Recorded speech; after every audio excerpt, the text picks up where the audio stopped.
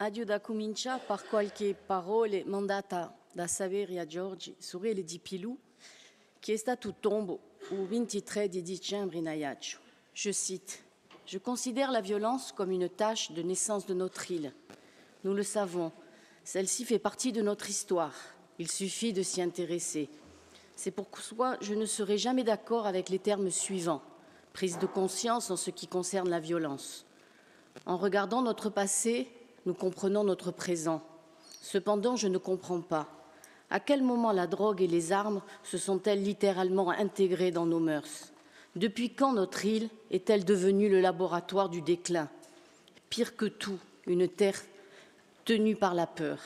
Étant présente le soir où mon frère a été lâchement assassiné au Lamparo, je peux vous décrire le tableau d'une société qui va mal. Des coups de feu, une vague d'agitation, la panique, la peur, un sentiment général de déjà-vu.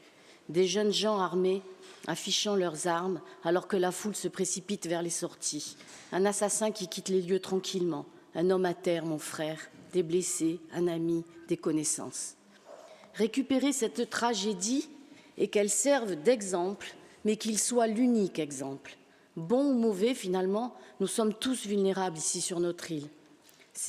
C'est ce que cet événement qui nous plonge, ma famille et moi, dans l'obscurité, met en lumière pour ce qui concerne notre société. Paradoxalement, votre fille peut rentrer seule d'une soirée, sans craindre d'être agressée dans une sombre ruelle, mais votre fils peut mourir derrière un bar, ne serait-ce que pour un simple regard.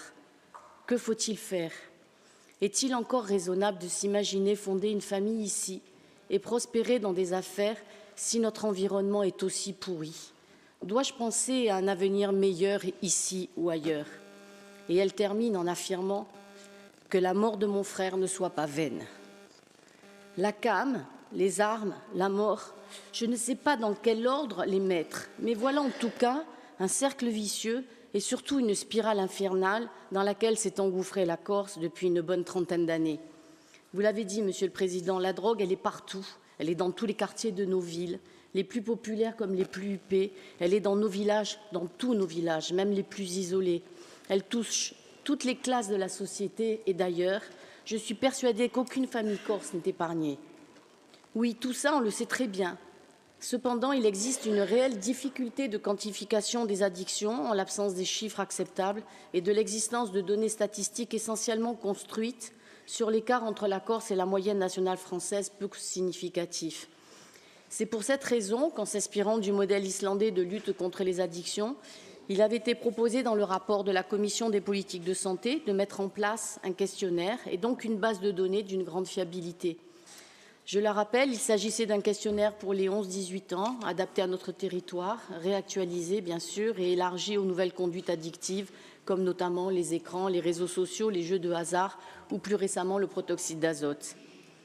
Il est capital d'établir un état des lieux, une véritable cartographie en croisant les données sociologiques, géographiques et éducatives et ainsi obtenir une connaissance plus précise et plus différenciée des terrains des addictions et conduites addictives sur lesquelles il faut agir. Nous devons faire de la lutte contre la consommation de drogue une grande cause nationale. Il est impératif de sensibiliser notre jeunesse et d'impliquer tous les acteurs de la vie économique et festive. Alors certes, la proposition de création d'un label à drogue INO a fait sourire, mais moi, elle me paraît capitale pour les établissements de nuit qui s'engageront à respecter cette charte éthique. Un po' su più sante Corsica non avrà mai bene, o Corsica sarà di mal in peggio.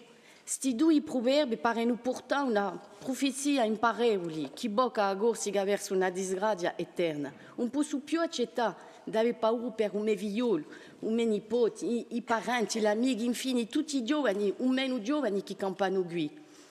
Come è stato detto, e mamme e babbi e gorsi non avranno per destino che quelli dei loro figlioli, per vedere morire a 20, 30 ou 40 ans, comme l'a dit Madame Aupertuis. Il est de notre responsabilité collective de dénoncer ces dérives et de travailler ensemble pour un avenir où la Corse pourra se libérer de l'emprise mafieuse. La prévention, l'éducation et la sensibilisation des jeunes sont des outils essentiels pour déconstruire le mythe de la glamourisation du crime organisé. Il faut en finir avec le culte des armes, le culte de l'argent facile, le culte du voyou, comme l'a rappelé Madame la Présidente de l'Assemblée de Corse lors de sa prise de parole ici le même 30 janvier 2025. Tutti insieme podem e devem costruire una società appacciata in cui a giustizia e a pace pigliano a soprana e in cui ognuno può campare libera senza trema. A ringraziarvi.